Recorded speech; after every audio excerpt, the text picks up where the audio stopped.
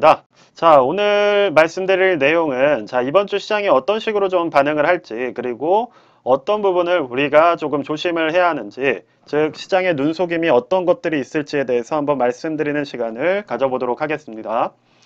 자, 지금 보시는 것처럼 이 시장 나스닥 기준이에요. 자, 나스닥 같은 경우에 8월 중순, 8월 17일 정도로 기억을 합니다. 그때 이제 고점을 이렇게 터치를 하고 나서 계속해서 시장이 어느 정도 역배열로 돌아서는 모습을 보여줬어요. 그래서 제가 이때 당시에 이제 경고를 드렸던 부분은 자, 추세가 무너졌다. 그렇죠? 요때 이제 추세가 무너졌기 때문에 앞으로 정배열 투자는 조금 조심할 필요가 있다. 아니면 대피를 해라. 이렇게 말씀을 드렸었습니다. 그래서 가장 확실하게 무너졌던 시점은 이제 8월 말, 8월 30일쯤에 이렇게 하방 추세를 뚫게 됐고, 그러면 이제 시장은 조금 안전하지 않다라고 이때 경고를 드렸었던 거예요. 자, 그 뒤로 계속해서 7일 동안 하락이 나왔었고, 이번에 3, 4일 동안 랠리가 나오니까 뭐 다시 뭐 반등, 뭐 악재가 해소니 뭐 줍줍할 기회니 또다시 장밋빛 전망 이때 나오셨던 것들 다 목격을 하셨을 거예요. 자, 그럼 다음 주도 또 장밋빛 전망이 나올 수가 있는 겁니다. 자, 왜 그러냐면 기본적으로 보시는 것처럼 지금 역배열 추세가 잡혀 있는 상황이에요. 저 추세 투자를 저는 항상 강조를 하고 있죠. 자, 이게 지금 이번에 만든 고점으로 잡힌 역배열 추세입니다. 자, 그렇다면 이게 어떤 식으로 움직일 수가 있느냐? 다시 역별 추세 상단을 확인하는 식으로 이렇게 도전하는 모습이 나올 수가 있는 거예요. 자, 그래서 완만하게 올라간다고 한다면 내일부터 거래일 기준으로 한 3, 4일에서 4, 5일 정도, 즉 다음 주 일주일 동안 3% 정도의 역배열 추세를 확인하는 모습이 나올 수가 있다는 겁니다.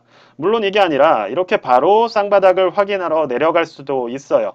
다만 그 모습이 나오는 것에 따라서 일희일비하지 마시라는 얘기예요. 자, 요 역배열 추세 상단을 이렇게 확인하러 갈 수도 있는 것이고, 26일까지 뭐 5일씩 이렇게 올라갈 수도 있는 것이고, 그게 아니라 이런 식으로 뭐 하루아침에 바닥을 확인하러 갈 수도 있는 겁니다.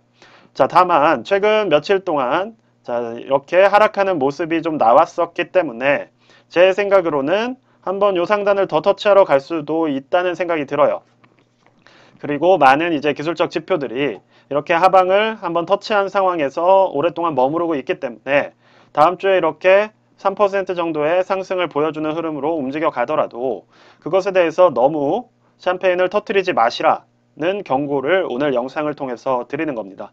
자, 그래서 다음 주 동안 미국 증시가 이렇게 반등이 좀 나오더라도 혹은 뭐 급하게 나온다면 한 22일이나 3일쯤까지 한 번에 3%씩 3.5%를 올릴 수도 있는 것이고, 그게 아니라면 이렇게 완만하게 2, 3% 정도의 상승을 한 1, 2주 동안에 보여줄 수도 있는 거예요.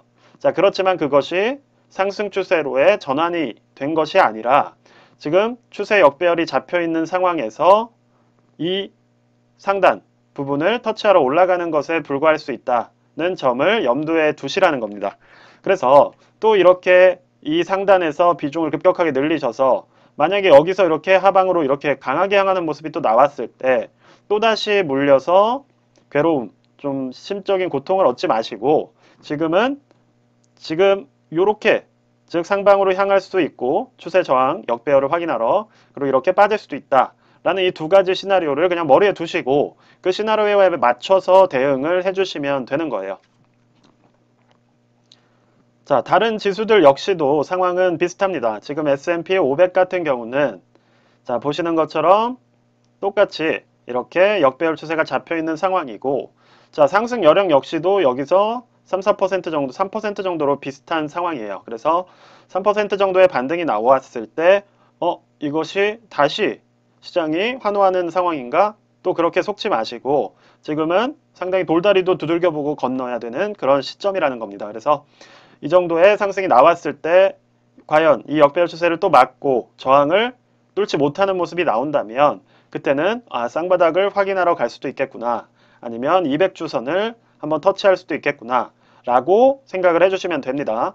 자, 그렇다면 이렇게 쌍바닥을 확인하는 흐름으로 결국 이렇게 움직여 갔을 때 그쵸? 자, 여기서 이제 어느 방향을 택하는지가 포인트인 거예요. 그쵸? 여기서 상방을 향할 것인가, 하방을 향할 것인가에 따라서 이제 앞으로의 시장의 방향이 정해진다고 생각을 해주시면 됩니다. 자, 그래서 두 가지 전망이 현재 존재를 하는 거겠죠. 자, 위로 향하는 전망이라고 한다면, 자, 이미 선반영이 되었다. 그렇죠? 이제 금리 인상이라는 거는 그 위험과 두려움이 이미 시장에 반영이 되었기 때문에 어느 정도 시간이 지나고 나면 다시 올라갈 것이고, 또 금리가 잡히고 인플레이션이 어느 정도 진정이 된다면 금리 역시 다시 이전처럼 원상복귀의 모습으로 나아가면서 시장 역시 다시 환호할 것이다 라는 기대 심리가 더 크다면 이렇게 상방으로 향하는 움직임이 나올 것이고, 그게 아니라면 이제 금리 인상을 그냥 받아들이는 거죠. 중장기적인 2.5% 이상의 금리 유지가 어느 정도 1, 2년 이상 이어질 거라는 시장의 반영이 끝났다면 그때부터는 장기적으로 하방으로 향하는 이러한 역배열 추세가 이어질 수가 있다는 겁니다. 물론 그 와중에도 반등이 나올 수가 있겠지만 전체적으로 시장 자체는 상당히 조용해지는, 이전과 같은 이러한 추세가 아니라 예전과 같은 이러한 추세의 완만한 주식시장이 이어질 확률이 있다라고 이해를 해주시면 될 것 같아요. 자, 그래서 여기까지는 지금 말씀드리기에는 조금 성급한 이야기인 것 같고, 일단은 다음 주 시장을 저는 예측을 해봤을 때 상단 저항 추세를 한번 확인하러 움직이던지 무너져 내리던지 둘 중에 하나의 흐름이라고 봤을 때 저는 단기적으로는 이렇게 상방을 확인하러 가는 움직임이 나올 수 있다라고 지금 현재 보고 있습니다. 자, 그래서 QQQ 역시도 상황은 비슷해요. 자, 이때 잡혀있는 이 역배열 추세에서 한 3% 정도의 상승 여력이 남아있고 이걸 역배열로 한번 확인할 수 있다. 또 오해하실까봐 말씀을 드리는데 이거를 지금 3% 먹으라고 사라는 얘기가 아닙니다.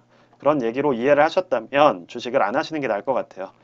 자, 그래서 이렇게 3% 올라간다고 했을 때 우리는 단기적으로 이 정도의 상승을 먹기 위해 투자하는 사람은 없습니다. 그렇죠? 그래서 조심해야 된다. 오히려 이 상승에 환호하지 말고 조심하라는 지금 메시지를 드리고 있는 겁니다. 그래서 여길 맞고 이렇게 떨어진다면 그때는 다시 이 쌍바닥 밑에서 한 번 더 저항이 또 이렇게 나올 수가 있기 때문에 일단은 이 부분을 포인트로 보면서 확인을 해주시는 게 좋을 것 같아요. 자, 그래서 왜 저는 이게 단기적으로 다음 주에 이렇게 위쪽을 확인할 것 같냐고 말씀을 드린다면, 자, SOXX 같은 경우가 조금 시장의 선행에서 움직이는 그런 모습이 있습니다. 그래서 이미 저번 주 금요일 시장에서 다른 종목들이 다 음전을 했을 때 SOXX만 이렇게 양전하는 모습이 나왔어요. 그래서 선행적으로 움직인 만큼 상승 여력 자체는 이렇게 크지는 않은 상황이에요. 그래서 만약에 SOXX가 수요일쯤에 상단을 찍고 먼저 하락하는 모습이 나온다면 나머지 지수들도 비슷하게 움직이겠구나 라고 이해를 해주시면 된다는 겁니다. 그래서 SOXX 같은 이런 반도체 관련주들이 지금 경기에 되게 민감하게 좀 더 선행해서 움직이고 있기 때문에 먼저 참고를 하실 때 이렇게 참고를 해주시면 되게 괜찮은 지금 그런 상황인 것 같아요. 자, 그러면 세배 레버리지도 동일하게 대응을 해야겠죠. 이제 간단히만 말씀을 드리겠습니다. 자, 지금 TQQQ 기준으로 봤을 때도 요 하반 기준으로 봤을 때 거의 한 10% 넘는 또 하락이 나올 수가 있는 거예요. 스큐 같은 거 들어가신 분들은 TQ로 본다면 한 10% 정도의 상승이 나올 수 있겠지만 또 이걸 먹겠다고 들어가시는 것 자체가 위험한 게 언제 빠질지를 또 모르기 때문에 하루에 얼마만큼의 폭으로 이 부분을 실행을 하고 얼마만큼의 폭으로 또다시 하방으로 향할지 이 부분은 우리가 속단할 수가 없는 문제이기 때문에 그렇게 지금의 역배열의 위쪽에 투자하는 건 오히려 정배열의 숏을 치는 것처럼 짧게 끝날 확률이 높다는 거예요. 그래서 너무 조금 공격적인 투자를 하시기보다는 지금은 안전한 투자를 하시면서 좀 대응을 해주시는 게 좋을 것 같다는 겁니다. 자, 그렇다면 SOXL 같은 경우도 앞서 말씀드렸듯이 상승 여력이 조금 남아있는 상황이고 그렇다면 더 투자를 지향하는 게 좋겠죠. 더 빨리 움직이고 하락으로 전환될 수가 있기 때문에 이 부분을 꼭 먹겠다고 그렇게 투자를 하시는 것보다는 지금은 조금 지켜보면서 요 상단 저항을 혹시 도전을 하는 모습이 나오는지 확인을 하시면서 대응 전략을 짜주시면 될 것 같아요. 네, 그래서 일단은 다음 주 추세는 거의 비슷하게 움직일 것 같습니다. 자, FNGU 같은 경우도 앞서 말씀드린 그런 저항의 움직임과 거의 비슷하게 움직이고 있는 상황이기 때문에 한 10% 정도의 상승 여력이 있는 것 같아요. 자, 뭐 불주도 거의 비슷하다고 보시면 됩니다. 10%에서 12%. 자, TQ랑 거의 비슷한 흐름으로 움직이고 있다라고 이해를 해주시면 될 것 같습니다. 네, 그래서 다음 주 시장 자체는 일단 1차적으로는 어떤 하락에도 추세가 파도처럼 있는 거기 때문에 자, 요런 식의 다시 도전하는 섹터에 들어와 있다고 저는 보고 있어요. 그래서 반등이 이렇게 나올 수가 있겠지만 이것을 축배를 들 때가 아닌 것이고 이때 무슨 샴페인을 터뜨리면서 다시 반등이다. 이런 식의 투자를 할 게 아니라 이때 다시 맞는다는 얘기는 저항을 또 맞을 수가 있겠구나. 조심해야겠구나. 요런 식으로 지금은 시장을 지켜보시면서 투자를 하실 때다. 이렇게 이해를 해주시면 좋을 것 같습니다. 네, 그래서 지금 만약에 현금 조금 지키고 계신 분들은 계속해서 조금 들고 계시고, 자, 반등이 나오더라도 너무 또 포지션 확 들어가서 다시 물리는, 이때 지켰던 거 또다시 잃는 그런 식의 실수는 반복하지 않으실 수 있도록 하면 좋을 것 같습니다. 네, 일단 오늘 영상은 여기까지만 찍도록 하겠고요. 네, 영상이 도움이 되셨으면 구독과 좋아요 꼭 좀 부탁드립니다. 감사합니다.